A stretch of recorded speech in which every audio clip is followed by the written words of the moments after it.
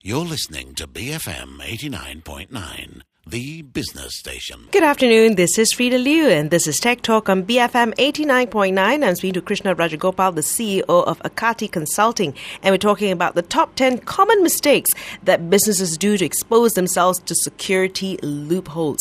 Krishna, are companies relying too much on IT? Hi, Frida. Yes. In fact, most companies have this belief that technology is everything.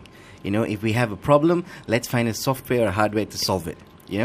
A lot of IT people, I think, have this belief that if I show to my upper management that I've got the best antivirus software and I've got the best firewall, I've done my job. Let's think about configuring it another day, And I even had one particular case. We actually walked into a client's place and we saw this checkpoint firewall. It's a pretty expensive one. And there was lots of rules in the firewall, to block different things and stuff like that. Right at the top of the rule, that means the final enforcing rule was any to any. That means open everything.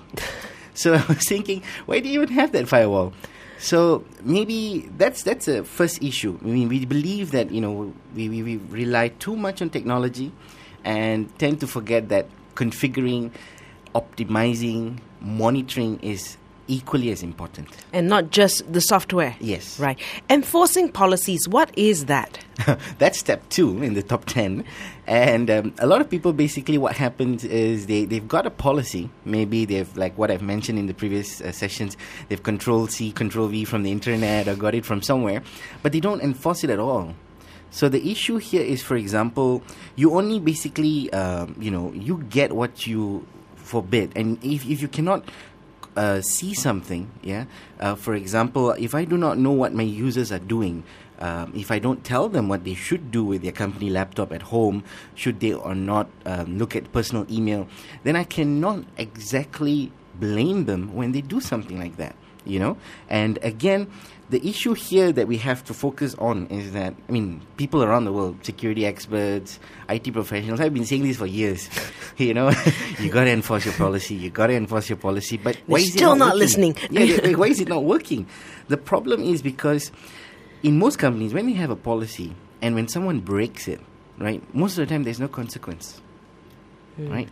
It's just like, hey, don't do that again. Right, that's it, right? And if someone does not break a policy at all, there's no reward.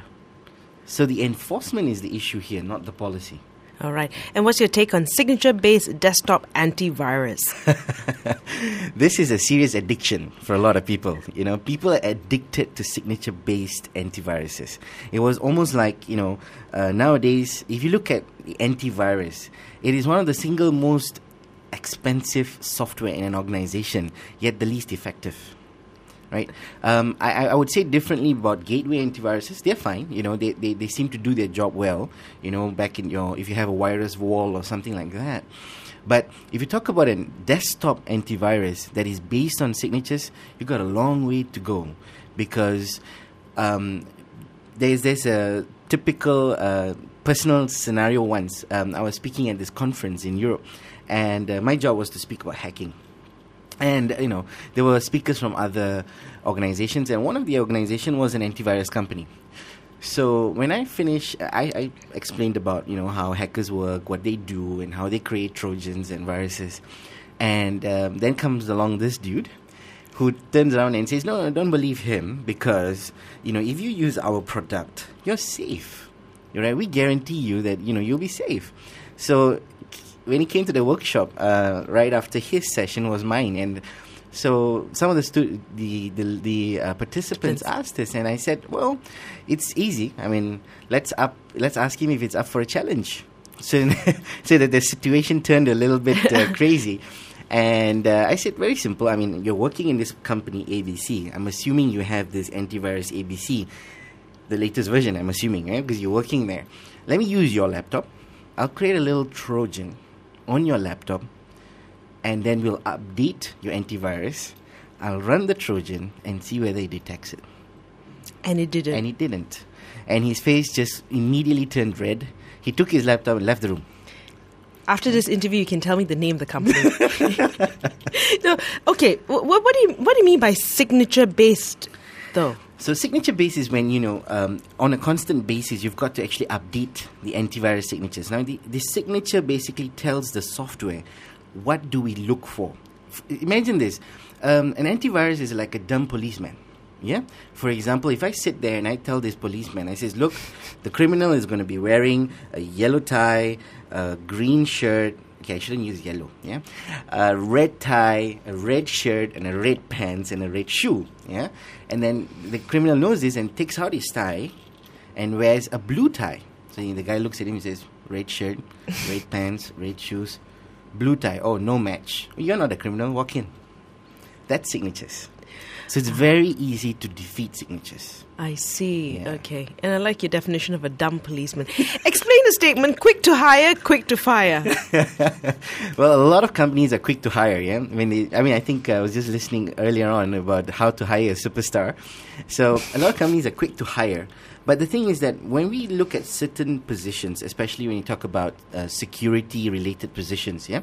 The security head or the tech head, sometimes you'll have to go more than that. Sometimes you'll have to check whether has he made a wrong decision in the past, right? First of all, his background history, suspicious background history, right?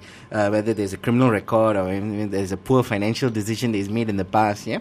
We've got to check all these things because I know a lot of people are going to be flaming right now and says, oh, you're a terrible guy. Yeah?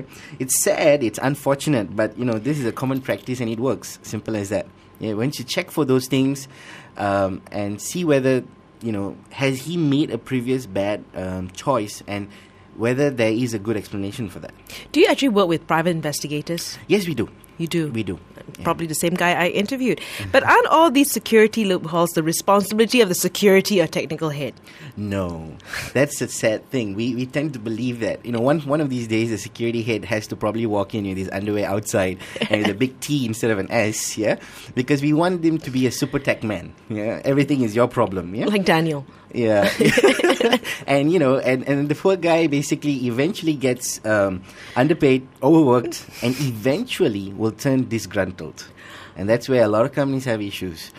For example, you could think about if, let's just say, I wear a fake DHL or UPS uniform, we can get that made anywhere, and walk into an organization carrying a big box as if I'm carrying a package. And then I walk out with something in your office inside that empty box. Would that work? Yeah. So that's something that listeners should listen. How many offices would this simple trick work today? And I think a lot. We tend to bring the Asian culture in it. We were very welcoming. Yeah, please come on into our server room. Have some coffee. Have some coffee, and then you can take whatever you want. I'm speaking to Krishna Rajagopal, the CEO of AKATI Consulting on BFM 89.9. BFM 89.9, the business station.